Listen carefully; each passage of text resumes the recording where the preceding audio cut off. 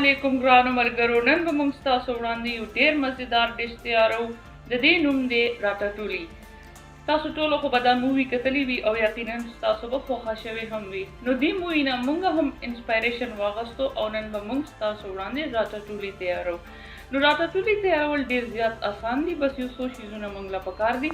نو راځئ چې موږ تاسو ته وښیو چې موږ دې کې څه استعمالو. اوږده شنه چې کومه زوکیني وي موږ هغه استعمال کړې ده او د دې موږ نري نري سلایسز جوړ کړي دي او د دې سکین سره.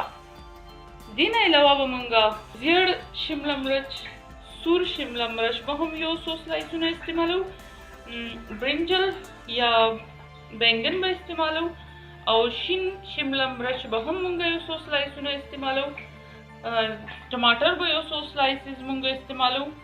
دې نه علاوه به اوس موږ چې سوس کې کوم شیزونه استعمالو هغه به هم موږ تاسو ته وښیو. دلته تقریبا موږ 2 غټ ټماټر راواغستل او هغه موږ نارمل داسې چې کوم شیپ وي هغې کې کټ کړل.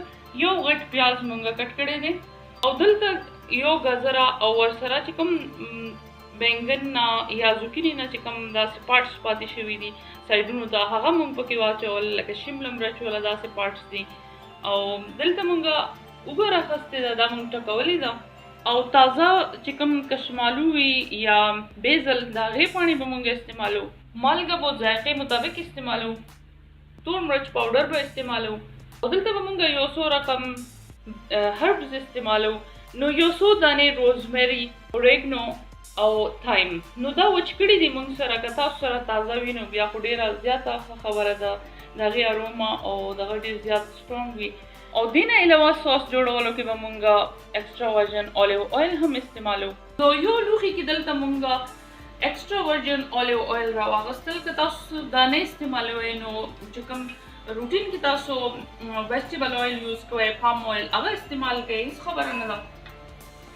نو اویل تقریبا زموږ ګرم دی. اوس به موږ دې کې د ورکوټې ورکوټې کټ کړی پیاز واچو. نو راټاټولي دپاره اوس موږ سوس تیارو.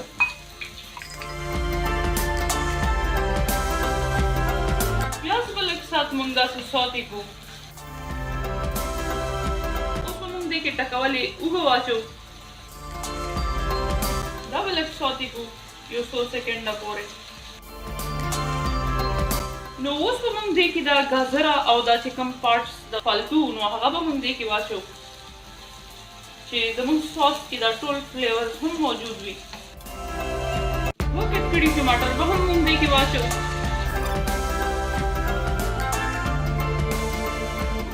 تازه ټماټر استعمال کړئ. که تاسو غواړئ نو دې کې کین ټمیټوز یوز کولی شئ، هغې سره ډېر زیات ښکلی ساس جوړیږي. مالګه به په دې کې واچو،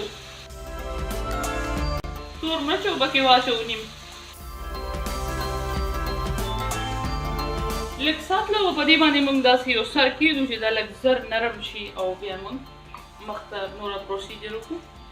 نو اوس به موږ دا سبزیانې موږ چیک کړو کوم نه چې موږ ساس تیارو. نو ټماټر خو ډېر حد پورې نرم شوي دي. اوس به موږ دې پسې فلیم آف کړو او دا به موږ لږ ساتله پرېږدو چې دا یخ شي. نو بیا به دا موږ بلینډ کړو. نو بلینډ کولو نه اول به موږ دې کې دا هربس واچو. اوریګنو نیم به موږ پرېږدو، دا به بیا موږ وروستو استعمال کړو برانه. پرېږدو، دا به موږ بیا وروستو استعمال کړو. یو څو دانې به بیزل یا کشمالو دې کې کټ کړو واچو. دې سره ډېر زیات ښکلی ذایقه راځي خوراکونو کې. نو ساس موږ یو کاسې کې واچولو چې لږ دا یخ شي. نو اوس یې موږ بلینډر ته اچو بلینډ کولو دپاره. نو اوس به موږ دا بلینډ کړو. نو سبزیانې موږ بلینډ کړلې. اوس یو ډېر سموت مزیدار موږ سره ساس تیار شولو. دلته موږ یو پای ډش راواغستو او دې کې به اوس موږ ساس واړو. نو دې کې موږ ساس واچولو. اوس به موږ دې کې سبزیانې داسې ارینج کړو.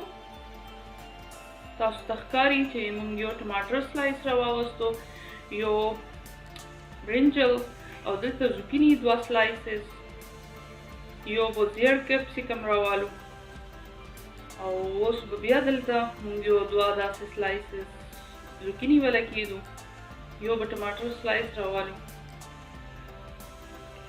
همدې طریقې سره به موږ جدا جدا فلیورز داسې یو ځای کېدو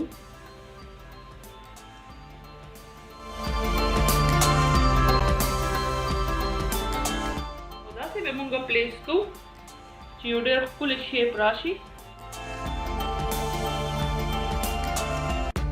نو موږ ویجټیبلز دې کې داسې ارګنایز کړل اوس به موږ دې باندې چې کوم هربس لږ پاتې شوي وو هغه به واچوو لکه اوریګنو چې زموږ سبزیانو سلایسز باندې هم ښکلی ذایقه لاړه شي تایم به په دې باندې بارانه واچوو تور مرچ به په دې باندې واچوو ځکه چې موږ دې باندې برنه نه واچوو نو بیا خو به زموږ سبزیانې بالکل لکه خوندورې نه لګي نو دې باندې به لږ تور مرچ پاوډر واچوو نو اوس به موږ لږ اولیو اویل راواخلو او دې باندې برنه به یې داسې ډریزل کړو اوس به موږ دا بیک کېدلو ته اوون کې کېږو نو نیمې ګنټې پورې موږ اوون کې بیک کړله راټاټولي نو تاسو ته ښکاري څومره ښکلی سیزلینګ شروع دی دلته